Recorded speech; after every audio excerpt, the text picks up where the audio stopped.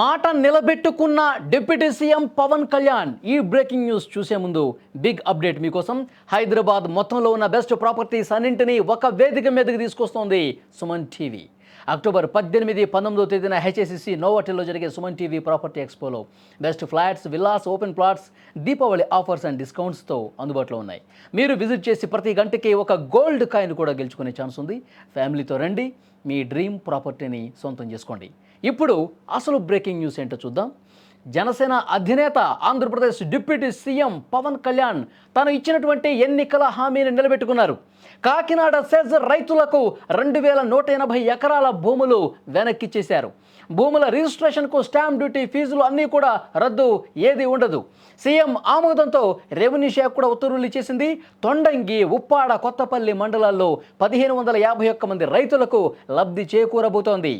ఎన్నికల్లో ఇచ్చినటువంటి ఆ హామీని 100% నిలబెట్టుకున్నారు పవన్ కళ్యాణ్.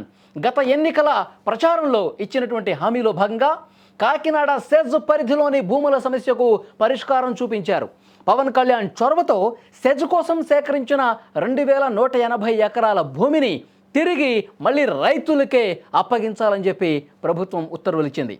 గతంలో ఎన్నికల టైంలోనే పిఠాపురం నుంచి పోటీ చేసినటువంటి పవన్ కళ్యాణ్ గారు కాకినాడ సెజ్ రైతుల సమస్యను పరిష్కరిస్తాను, మీరు ఇబ్బంది పడతా ఉన్నారు, రైతులందరూ కూడా కష్టాల్లో ఉన్నారు, మీ భూములు కావాలని చెప్పి మీరు అడుగుతూ ఉన్నారు, గెలిస్తే అధికారంలోకి వస్తే వెంటనే ఆ బాధ్యత నేను తీసుకుంటాను, మీ భూములు ఎక్కడికి పోవు, మీ భూములు మీకు అప్పగిస్తానని చెప్పి ఆయన మాట ఇచ్చినటువంటి పరిస్థితి.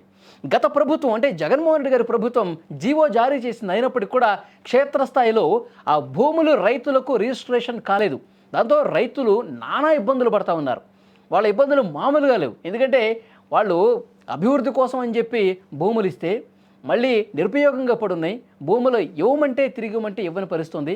ఒక సందర్భంలో జీవో ఇచ్చినా అవి కాని పరిస్థితుంది. కాబట్టి ఆ భూములు తమ వశం కాక ఆ భూముల్ని అమ్ముకోవటానికి అవకాశం లేక పిల్లల చదువులకు కావచ్చు, తర్వాత పెళ్ళిళ్ళకు కావచ్చు, ఇలాంటి అవసరాలు వచ్చినప్పుడు మన భూమిని మనం వాడుకోలేకపోతున్నామని చెప్పి రైతులు చాలా ఆవేదన వ్యక్తం చేసినటువంటి పరిస్థితి. దీని మీద పవన్ కళ్యాణ్ గారు వెంటనే రియాక్ట్ అయ్యి అధికారంలోకి వచ్చిన వెంటనే మీ భూములు మీకు అప్పగిస్తానని చెప్పి అప్పుడే హామీ ఇచ్చారు. అందుకు అనుగుణంగా ఇప్పుడు ప్రభుత్వం ఏర్పడింది కాబట్టి ఉప ముఖ్యమంత్రి హోదాలో పవన్ కళ్యాణ్ గారు ఈ అంశాన్ని సీఎం చంద్రబాబు నాయుడు దృష్టికి తీసుకెళ్లారు.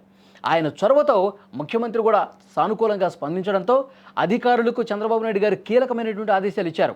వెంటనే రెవెన్యూ శాఖ మంత్రి అనగాని సత్యప్రసాద్ ఈ వ్యవహారం మీద దృష్టి పెట్టి కాకినాడ సెజ్ పరిధిలోని 2180 ఎకరాల భూముల్ని తిరిగి రైతులకు అప్పగించాలని చెప్పి రెవెన్యూ శాఖ ప్రత్యేక ప్రధాన కార్యదర్శికి ఆదేశాలు ఇచ్చారు.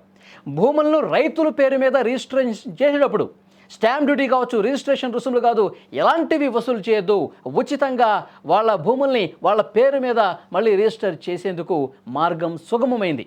ఈ నిర్ణయంతో కాకినాడ తీర ప్రాంతంలోని తొండంగి, ఉప్పాడ, కొత్తపల్లి మండలాలకు చెందిన సుమారు 1551 మంది రైతులు ప్రస్తుతం సంతోషంలో ఉన్నటువంటి పరిస్థితి.